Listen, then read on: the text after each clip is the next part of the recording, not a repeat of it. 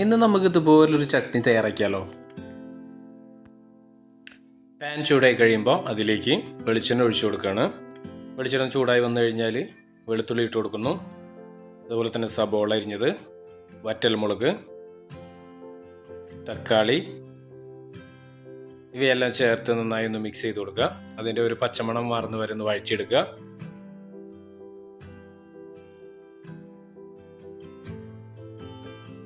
അതിലേക്ക് ഒരല്പം ഉപ്പ് ചേർത്ത് കൊടുക്കുകയാണ്.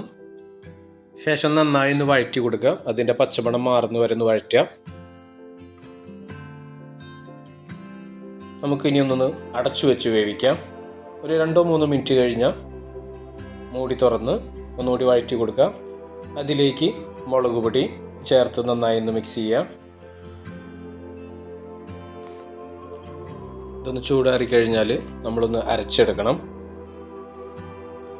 അരച്ച് കഴിഞ്ഞാൽ അതിലേക്ക് ചിരകിയ തേങ്ങ കൂടി ചേർത്ത് കൊടുത്ത് ഒന്നുകൂടി ഒന്ന് അരച്ചെടുക്കുക. ഇനി നമ്മൾ വഴറ്റിയ അതേ പാൻ തന്നെ അതിലേക്ക് വെളിച്ചെണ്ണ ഒഴിച്ചു കൊടുക്കണം. അതൊന്ന് ചൂടായി വരുമ്പോൾ അതിലേക്ക് കടുക് പൊട്ടിക്കുന്നു. ഒരൽപ്പം കറിവേപ്പില. ഇനി നമ്മൾ അരച്ചു വെച്ച അരപ്പ് ഇതിലേക്ക് ചേർത്ത് കൊടുക്കുകയാണ്. വെള്ളം കുറവിലാണ് അരച്ചെടുത്തേക്കണത്. ഇനി ഒരൽപ്പം പുളിവെള്ളം, വാളംപുളി കുതിർത്തെടുത്ത വെള്ളം ചേർക്കുകയാണ്. ഒരൽപ്പം വെള്ളം കൂടി ചേർത്ത് കൊടുക്കുകയാണ്. ഒരൽപ്പം പഞ്ചസാര ചേർത്ത് കൊടുക്കുകയാണ്. അപ്പം നമ്മുടെ സ്പെഷ്യൽ ചട്നി തയ്യാറായി. ഇത് അപ്പത്തിൻ്റെ കൂടെയോ ദോശയുടെ കൂടെയോ ഇഡ്ഡലിയുടെ കൂടെയോ ഒക്കെ നമുക്ക് കഴിക്കാവുന്നതാണ്.